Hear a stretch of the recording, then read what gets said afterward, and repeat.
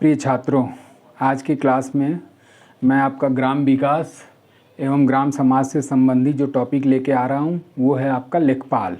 ठीक, और इस लेखपाल के बारे में थोड़ा सा जान लीजिए कि ये लेखपाल को प्रारंभ में किस नाम से जाना जाता था।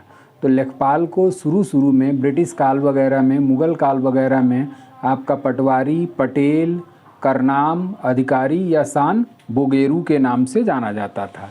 तो पहला पॉइंट आपका हो गया, हेडिंग बना लिया आपने क्या, लेखपाल।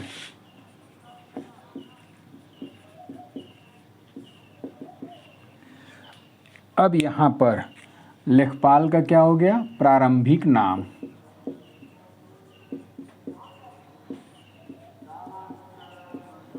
और लेखपाल को जो प्रारंभिक नाम दिया गया था वो था आपका पटवारी, पटेल,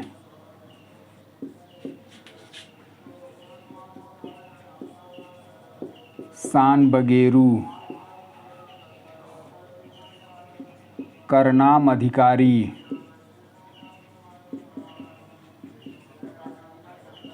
तो इस तरीके से लेखपाल का जो प्रारंभिक नाम था वो पटवारी के नाम से जाना जाता था, पटेल के नाम से, करनाम अधिकारी या सान बगेरू के नाम से जाना जाता था। अब इस पटवारी प्रणाली की शुरुआत कब हुई? तो पटवारी प्रणाली की शुरुआत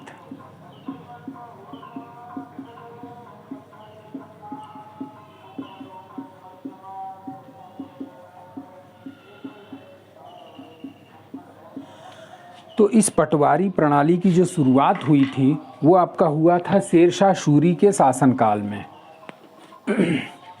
पटवारी प्रणाली की शुरुआत कब हो रही है? तो शेरशाह सूरी के शासनकाल में।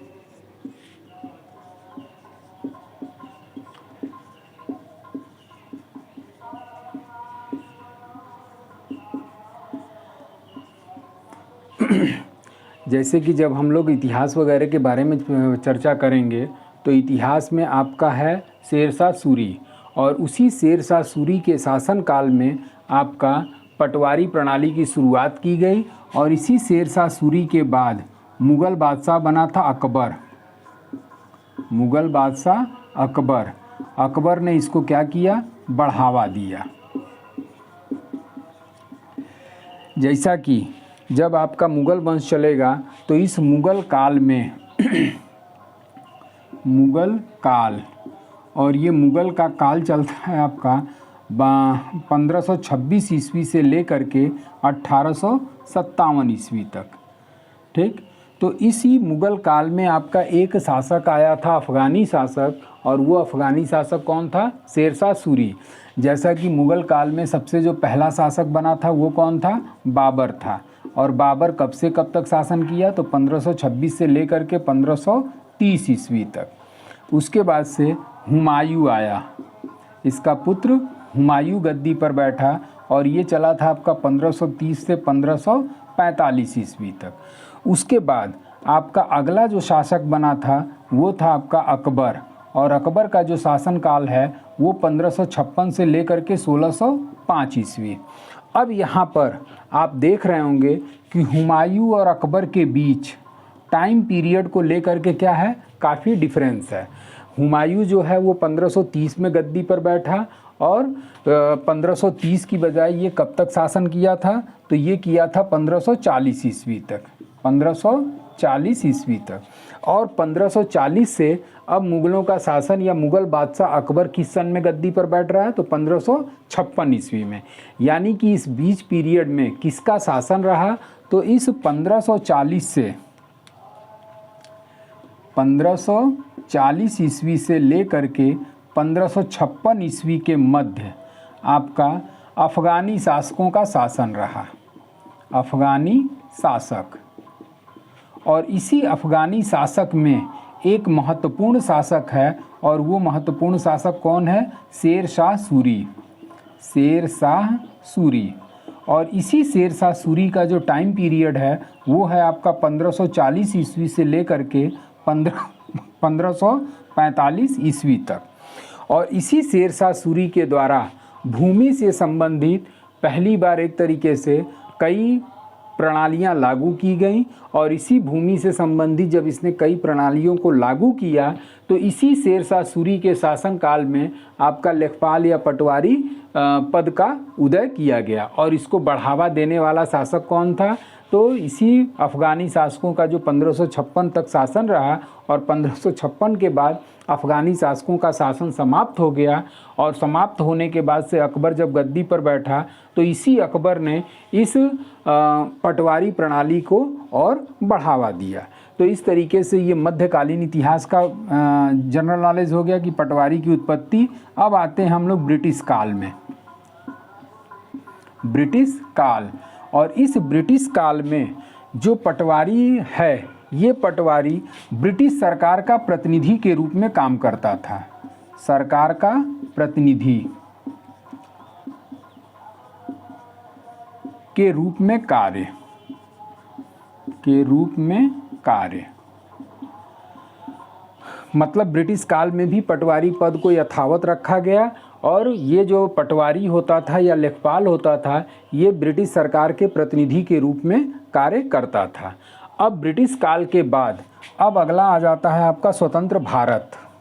स्वतंत्र भारत, और इस स्वतंत्र भारत में भी पटवारी पद का कंटिन्यूएशन चलता रहा। पटवारी, और इसी पटवारी के पद को बदल करके क्या कर दिया गया? लेखपाल कर दिया गया। इसी पटवारी पद के नाम को बदल करके लेखपाल कर दिया गया। और ये लेखपाल पद किसके प्रधानमंत्री के शासनकाल में आया?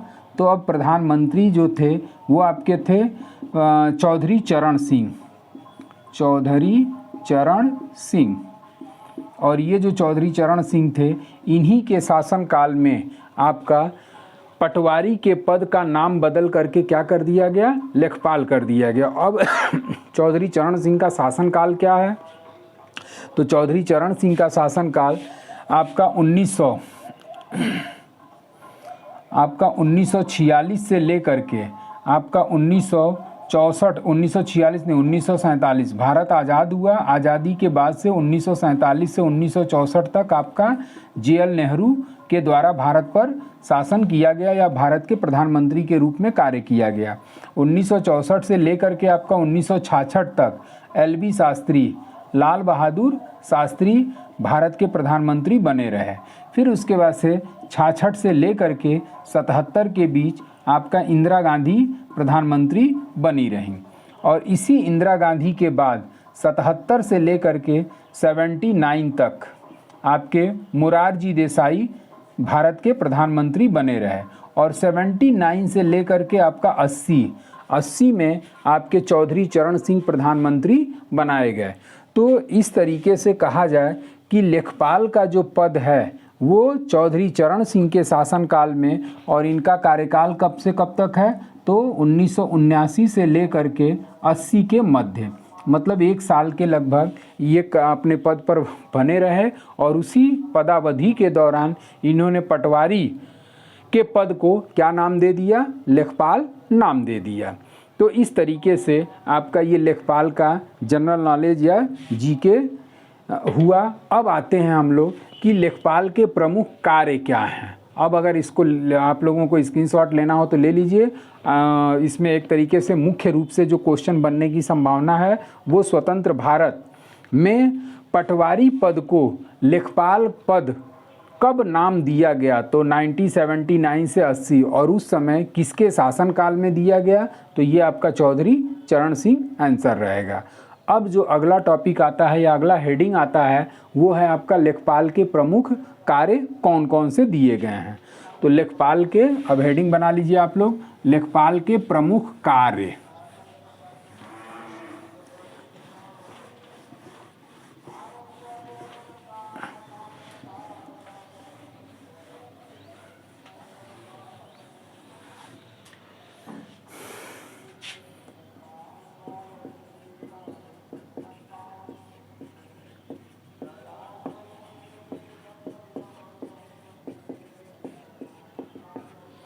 अब इस लेखपाल के जो प्रमुख कार्य हैं, इस लेखपाल के प्रमुख कार्यों का वर्णन कहाँ पर दिया गया है? तो इस लेखपाल के प्रमुख कार्यों का वर्णन उत्तर प्रदेश भू राजस्व अधिनियम, उत्तर प्रदेश भू राजस्व अधिनियम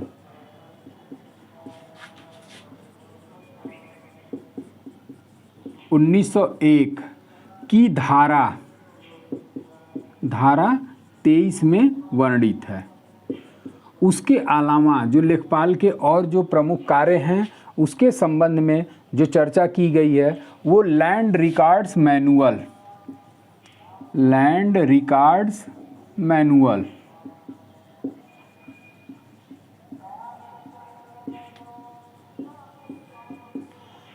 तो इस तरीके से लेखपाल के जो प्रमुख कार्यों की चर्चा की गई है वो लेखपाल के प्रमुख कार्य जो है आपका उत्तर प्रदेश भू राजस्व अधिनियम 1901 की धारा 23 में और उसके साथ साथ आपका लैंड रिकॉर्ड्स मैनुअल में भी लेखपाल के कार्यों का उल्लेख किया गया है। अब इसमें जैसे कि कभी कभार ये भी क्वेश्चन आपकी परीक्षा में पूछा जाता है कि उत्तर प्रदेश भू राजस्व अधिनियम किस वर्ष पारित हुआ, या फिर जमींदारी उन्मूलन एवं भूमि सुधार अधिनियम किस वर्ष आया। तो जो भी आपके अधिनियम से संबंधित वर्ष हैं उन वर्षों पर भी विशेष ध्यान रखिएगा कि किस वर्ष कौन सा अधिनियम आया था। तो उस समय आपका 1901 में उत्तर प्रदेश भू राजस्व अधिनियम का निर्माण 1901 में किया गया और इसी 1901 अधिनियम की धारा 23 और लैंड रिकॉर्ड मैनुअल में आपका लेखपाल के प्रमुख कार्यों की चर्चा की गई है। अब इसमें पहला कार्य कौन सा है, तो पहला कार्य ये है कि लेखपाल जो है वो आपका तहसीलदार द्वारा निर्मित, तहसीलदार द्वारा निर्धारित जो भी तिथि निर्धारित की जाती है उस तिथि को लेखपाल जो है वो तहसील में उपस्थित हो। तो पहला कार्य आपका हो गया कि तहसीलदार द्वारा निर्धारित तिथि, तो पहला आपका हो गया तहसीलदार द्वारा निर्धारित तिथि, द्वारा निर्धारित तिथि, तिथि को तहसील में उपस्थित होना, को तहसील में उपस्थित होना।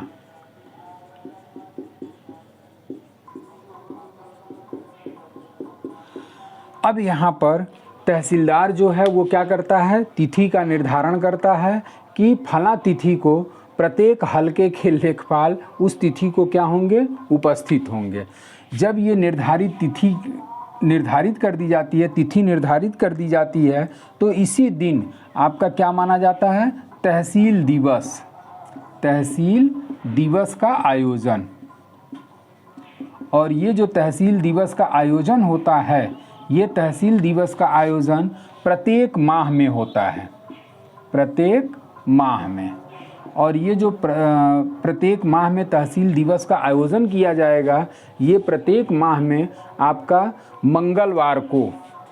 अब यहाँ पर तहसील दिवस के आयोजन में आपका क्या हो गया, मंगलवार को। और ये जो मंगलवार होगा ये कौन कौन सा मंगलवार होगा, तो इसमें आपका दो डाटा बना सकते हैं कि प्रत्येक मंगलवार को माह के प्रथम, माह के प्रथम और तीसरे मंगलवार को, माह के प्रथम और तीसरे मंगलवार को तहसील दिवस का आयोजन प्रत्येक माह में किया जाएगा। अब जब प्रथम और तीसरे मंगलवार को तहसील दिवस का आयोजन होगा तो इस तहसील दिवस के अवसर पर जितने भी हलके या क्षेत्र के लेखपाल हैं वो सभी इस निर्धारित तिथि को क्या होंगे, उपस्थित होंगे। अब जब उपस्थित होंगे तो इसकी टाइमिंग क्या होगी, तो प्रातः 10 बजे, प्रातः 10 बजे। और बीच में अब क्या हो गया कि लेखपाल उपस्थित, लेखपाल उपस्थित। और इस लेखपाल उपस्थिति के साथ साथ जितने भी अधिकारी वर्ग हैं, अधिकारी वर्ग भी उपस्थित होंगे, भी उपस्थित होंगे। तो इस तरीके से तहसील दिवस का जो आयोजन होगा वो प्रत्येक माह के पहले और तीसरे मंगलवार को आयोजित किया जाएगा प्रातः 10 बजे से, और इस प्रातः 10 बजे प्रथम और तीसरे मंगलवार को तहसील दिवस का आयोजन किया जाएगा, जिसमें हर क्षेत्र के लेखपाल समय से उपस्थित होंगे। उसके साथ साथ अधिकारी वर्ग भी उस दिन उपस्थित होते हैं, जिसमें आपके एसडीएम हो गया, नायब तहसीलदार हो गया, तहसीलदार हो गया, राजस्व निरीक्षक हो गया, ये सभी तहसील से संबंधित जितने पदाधिकारी हैं वो सभी उस दिन तहसील दिवस के अवसर पर उपस्थित होंगे। अब दूसरा कार्य इनका क्या होता है, तो लेखपाल का जो दूसरा कार्य है वो आपदा, बाढ़, सूखा, पाला या फसल रोग की जो भी सूचनाएं होती हैं वो सभी सूचनाएं किसको प्रदान करेगा, तो कानूनगो या राजस्व निरीक्षक को प्रदान करेगा। तो दूसरा पॉइंट क्या हो गया कि आपदा, बाढ़, पाला, सूखा, अग्नि लगना, और इन सब की रिपोर्ट ये किसको प्रदान कर रहा है, तो इन सब की रिपोर्ट जो है ये कानूनगो को प्रदान करेगा, कानूनगो को प्रदान।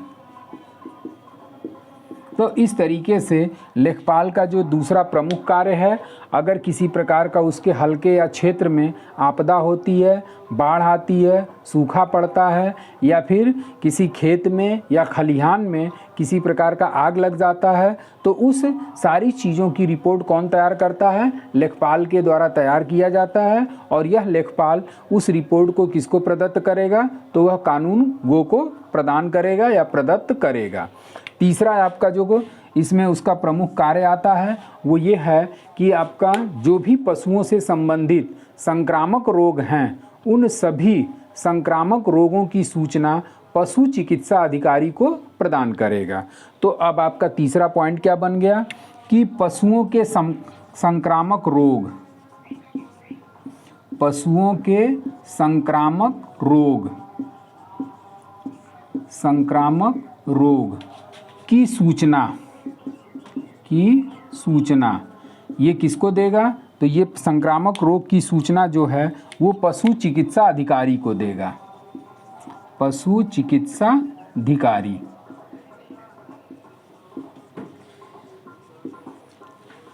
मतलब जो भी उसके हलके में या उसके क्षेत्र में अगर पशुओं में संक्रामक रोग फैला हुआ है तो इस संक्रामक रोग की तत्काल सूचना लेखपाल किसको देगा, तो पशु चिकित्सा अधिकारी को देगा।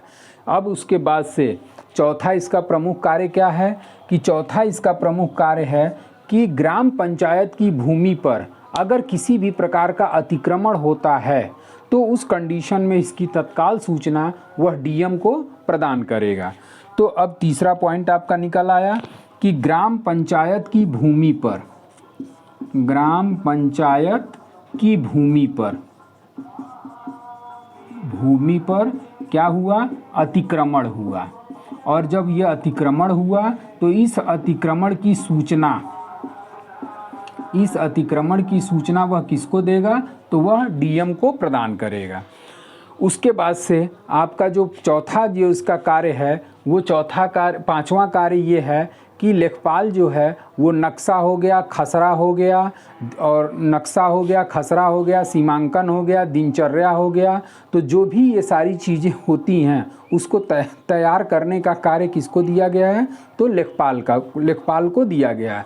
अब इसमें खसरा क्या होता है, खतौनी क्या होता है, जो उसकी दिनचर्या है, दिनचर्या का मतलब कि वो किन क्षेत्रों में जो दौरा किया उस दौरे के दौरान उसने कौन कौन सा कार्य संपादित किया, सीमांकन करना यानी कि सीमाओं का अंकन करना कि कौन सा भूखंड किसके क्षेत्राधिकार के अंतर्गत, किसका उस भूखंड पर किसका मालिकाना हक वगैरह है, ये सारी चीज़ों की रिपोर्ट लेखपाल के द्वारा तैयार की जाती है।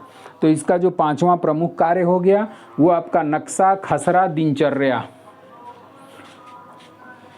पांचवा कार्य नक्शा, खसरा, दिनचर्या, सीमांकन,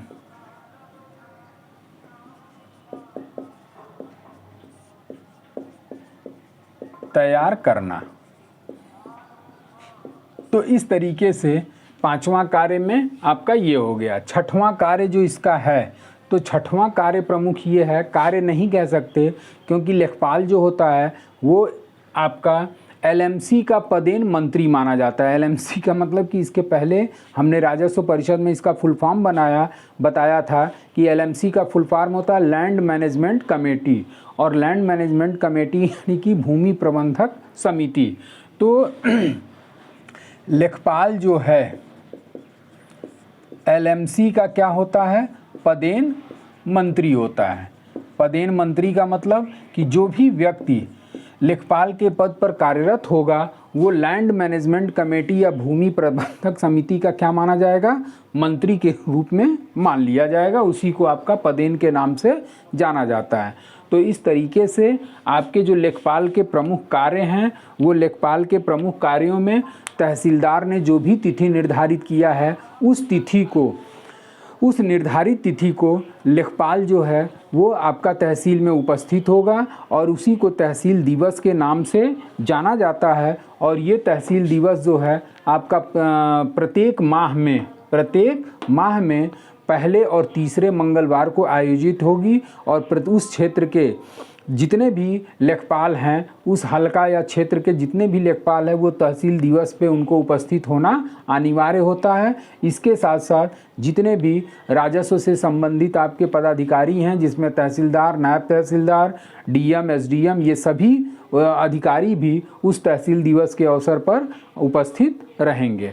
दूसरा आपका जो इसका प्रमुख कार्य है वो ये है कि आपदा हो गया, बाढ़ हो गया, पाला हो गया, सूखा हो गया या खलिहानों में आग वगैरह लगती है, खेतों में आग वगैरह लगती है, तो इन सारी चीज़ों की जानकारी लेखपाल जो है वो कानूनगो को प्रदान करता है। उसके बाद से अगर उसके हलके, लेखपाल के हलके या क्षेत्र में पशुओं को अगर किसी प्रकार का संक्रामक रोग लग गया है तो उसकी तत्काल सूचना जो है वो किसको देगा, तो पशु चिकित्सा अधिकारी को प्रदान करेगा। उसके बाद से अगर चौथा कार्य इसका प्रमुख ये है कि ग्राम पंचायत की अगर कोई भूमि है, कोई ज़मीन है, उस ग्राम पंचायत पर कोई भी ग्रामवासी अगर अतिक्रमण करता है तो इस अतिक्रमण की सूचना तत्काल लेखपाल जो है वो डीएम या जिला अधिकारी को प्रदान करेगा और जिला अधिकारी उस पर उचित कार्यवाही करते हुए ग्राम पंचायत की भूमि से उसे बेदखल कर सकता है। उसके बाद से जो पांचवा इसका प्रमुख कार्य है, लेखपाल जो है अपने क्षेत्र के नक्शा को तैयार करेगा, उसके क्षेत्र के खसरा को तैयार करेगा तथा अपनी दिनचर्या और सीमांकन का रिपोर्ट वगैरह भी तैयार करके वो अपने उच्च अधिकारियों को प्रदान करेगा।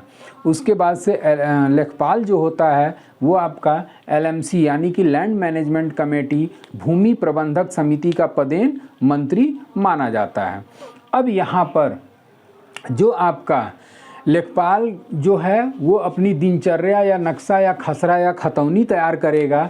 इसी पॉइंट को ले करके आप चाहें तो इसी पॉइंट के साथ कंसेप्ट क्लियर कर सकते हैं कि वर्ष में कितनी बार वो अपने क्षेत्र का निरीक्षण करेगा, तो वर्ष में जो है वो 3 बार वो अपने क्षेत्र में विशेष तौर पे वो अपने क्षेत्र का दौरा करेगा। तो लेखपाल जो है वर्ष में कितनी बार दौरा कर रहा है, तो वो 3 बार कर रहा है, 3 बार। और उस 3 बार में आपका जो भी दौरा करेगा इसको किस नाम से जाना जाता है, तो दौरा हो गया। और ये दौरा किस नाम से जाना जाएगा, तो पड़ताल के नाम से जाना जाएगा। तो लेखपाल जो है वो वर्ष में 3 बार अपने पड़ताल या दौरा करेगा और इस पड़ताल को वर्ष में 3 बार कब कब करेगा, इस पर भी क्वेश्चन बनने की संभावना है। तो ये 3 बार जो पड़ताल या दौरा करेगा, इसमें प्रथम पड़ताल जो करेगा वो खरीफ की बुआई के समय। तो प्रथम पड़ताल कब कर रहा है, तो खरीफ की बुआई के समय, खरीफ फसल की बुआई।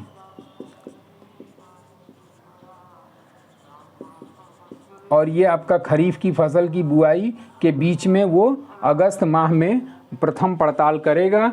दूसरा पड़ताल कब करेगा, तो दूसरी पड़ताल जो है वो रबी की फसल के दौरान, रबी फसल के दौरान। और ये जो रबी फसल के दौरान जो भी पड़ताल करेगा ये किस माह में करेगा, तो ये जनवरी माह में करेगा, जनवरी माह में। उसके बाद से आपका जो तीसरी पड़ताल करेगा वो किस माह में करेगा, तो तीसरी पड़ताल जो करेगा वो आपका जायद की फसल, जैसा कि जब फसल वगैरह कृषि वगैरह जब हम आप लोगों को पढ़ाएंगे तो उसमें 3 प्रकार की फसलें पाई जाती हैं, जिसे खरीफ की फसल, रबी की फसल और जायद की फसल के नाम से जाना जाता है।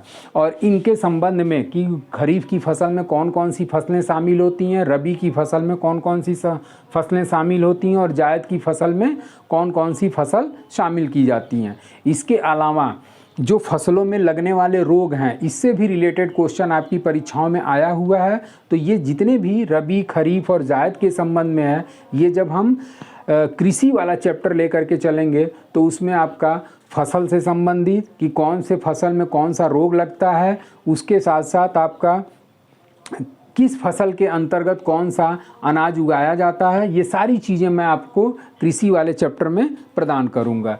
तो तीसरी जो पड़ताल हो गई वो कौन सी हो गई, जायद फसल के दौरान, जायद फसल के दौरान। और ये जो जायद फसल के दौरान जो दौरा करेगा वो किस माह में करेगा, तो वो मई माह में करेगा, मई माह में। तो इस तरीके से आपका लेखपाल जो है वो वर्ष में क्या करेगा, 3 बार दौरा करेगा। और इस दौरे को किस नाम से जाना जाता है, तो पड़ताल के नाम से जाना जाता है। और ये पड़ताल वो वर्ष में कितनी बार करेगा, तो 3 बार। तो रबी खरीफ की फसल के दौरान जो अगस्त में इसके दौरे का समय निर्धारित किया गया है। रबी की फसल जब होगी तो उस समय ये जनवरी माह में क्या करेगा, उसका दौरा, क्षेत्र का दौरा करेगा। उसके बाद से तीसरा आपका है जायद की फसल, और ये जायद की फसल के दौरान आपका मई माह में ये क्या करेगा, उस क्षेत्र का दौरा करेगा।